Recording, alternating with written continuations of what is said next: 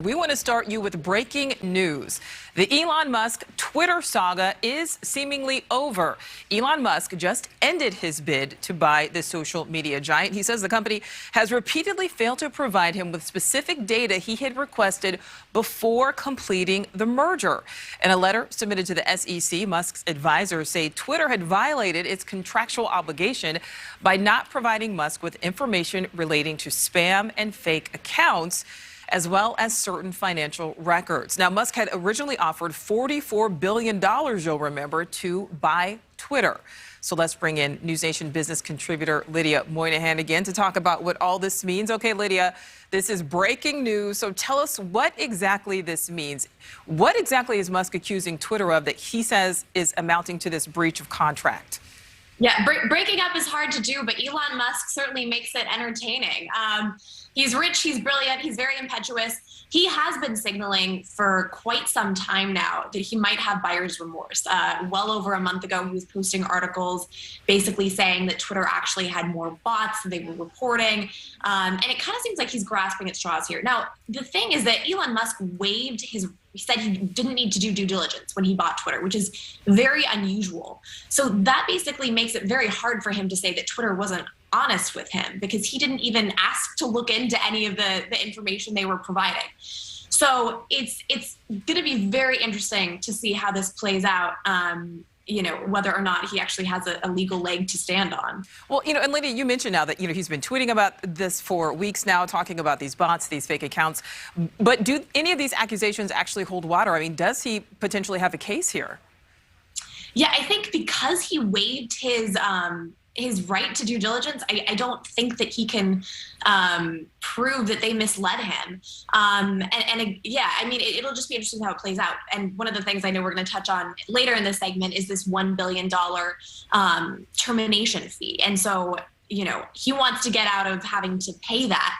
But even if he does have to pay that, I mean, $1 billion is pennies from heaven for someone like Elon Musk, and it's certainly a lot cheaper than the $44 billion he was on the hook to pay if he went through with this deal. All right. So, Lydia, Twitter has just said now, this is just in, that the company plans now to sue Elon Musk. So the back and forth is already starting here. But, as you mentioned, there have been rumors because, Musk has been complaining about these bots, these spam accounts. There have been rumors that this this deal was in jeopardy at this point for months. So now Twitter is saying they plan to sue Musk. Is this it? Or is there maybe a chance that the merger could actually go through? I know, but wait, there's more. That's what we keep hearing. There's already a lot of speculation that this could be a negotiation tactic. He's done it before. He could very well do it again. He offered to pay basically $44 billion for Twitter. Since then, their market capitalization has dropped to $28 billion. The market has really tanked since then. So he didn't make a great deal, and he's probably regretting that he really overpaid. So if he's trying to basically prove to the company he could walk away, maybe that's his way of getting a cheaper deal. There's also other kind of conspiracy theories out there that he really just wanted a way to be able to sell Tesla stock.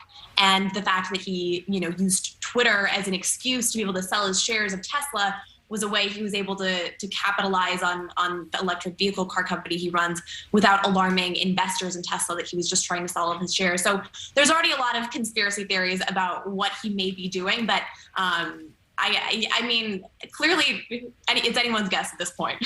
All right. So, Lydia, you did mention that $1 billion reverse termination or kind of a breakup fee. You mentioned that a bit. Do you think that, if this doesn't go through, will Musk end up paying it? And as you said, I mean, $1 billion compared to $44 billion, we can all do the math there. Absolutely. Yeah. I mean, so it seems like if he gets away with paying $1 billion, that's really not a huge penalty for someone like him.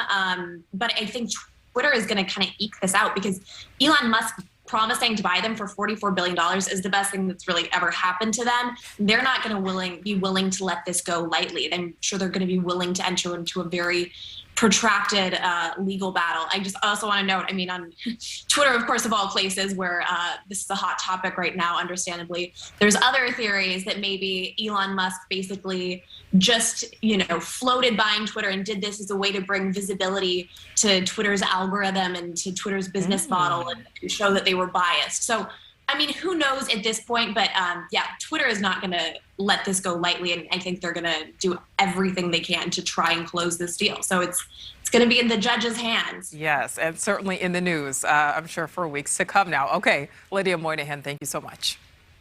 Thank you for watching. Go to newsnationnow.com to find NewsNation on your television provider. And don't forget to click the red subscribe button below to get more of NewsNation's fact-driven, unbiased coverage.